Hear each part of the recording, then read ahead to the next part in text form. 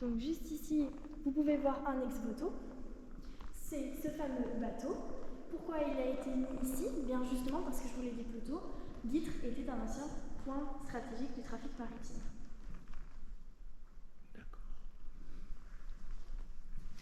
Ici, vous êtes dans la partie consacrée à la Vierge. Donc vous avez cette Vierge qui est en bois doré. Et vous remarquerez que c'est la seule partie de l'église qui a été peinte. Et bien en fait, c'est dans les années 70 qu'on a décidé de peindre cette partie. Toute la peinture a été faite avec des pochoirs. Et là, ce sont des fleurs de lys? Oui.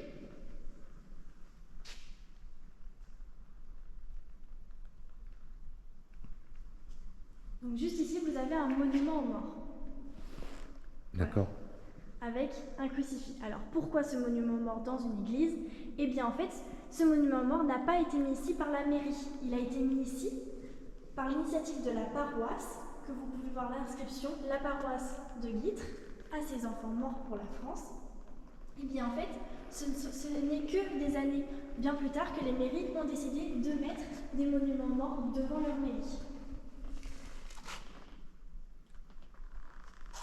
Juste au-dessus de ce monument mort, vous avez cet immense tableau. Eh bien, ce tableau a été offert par le musée du Louvre, spécialement pour Guîtres. Alors pourquoi Guîtres? Pourquoi cette église? Eh bien, c'est pour rappeler que cette église est une église Notre-Dame. Ce tableau représente l'Assomption, c'est-à-dire quand Marie est montée au ciel. Ce qui a favorisé ce don est également le fait qu'il n'y a pas de signature. On ne sait pas qui a réalisé ce tableau. On sait juste qu'il est d'une immense valeur liée au cadre. D'accord. D'accord. Est-ce que c'était un arrêt sur la route de Saint-Jacques-de-Compostelle? Eh bien, je vais vous en parler. Tout à l'heure, je vous montrerai, il y a un hôtel consacré pour Saint-Jacques-de-Compostelle. D'accord. Et juste avant ici, il y avait une ancienne porte, selon des plans, qui amenait directement au cloître de l'abbaye. D'accord. On peut faire le tour? Bien sûr. Alors, la particularité également de cette église, c'est son déambulatoire. Le chemin de croix? Il y a ce chemin de croix également qui a été fait en icône, donc par une artiste de Saint-Denis de Pile. Elle a mis 3 ans à le faire, et les peintures sont faites en jaune d'œuf, avec des pigments. En jaune d'œuf avec des pigments. Voilà. Et la base, ce sont 17 couches de stuc.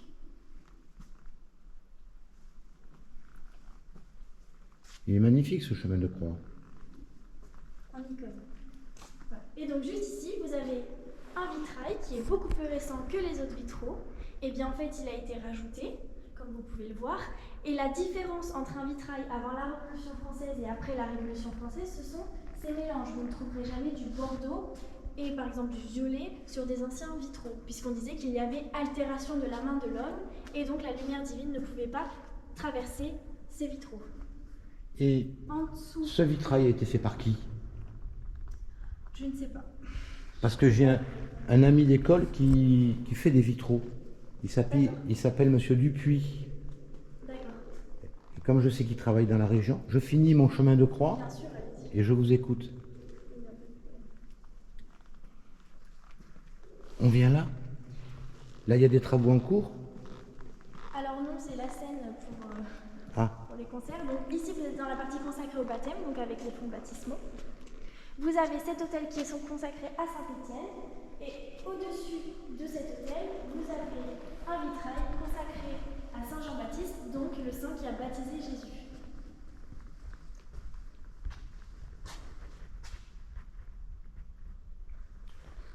et là, c'est confesse. Exactement. Donc c'est Saint Jean-Baptiste là Voilà. aussi. C'est un tableau représentant le baptême de Jésus. Donc cette église n'a pas été construite enterrée. En fait, le seuil du village était bien plus bas et par des rehaussements, le seuil du village s'est rehaussé. D'accord. Voilà.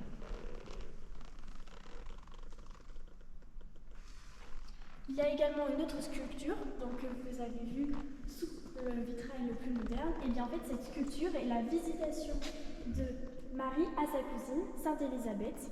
Maintenant, cette sculpture se trouve au musée d'Aquitaine à Bordeaux. D'accord. Voilà. Elle a été trouvée dans la Charpente. Parce qu'il faut savoir que les abbés et les moines allaient se réfugier pendant les conflits, pendant la guerre, au niveau de la Charpente. Ah oui? Oui. Et je vais vous montrer donc l'ouverture qu'ils empruntaient.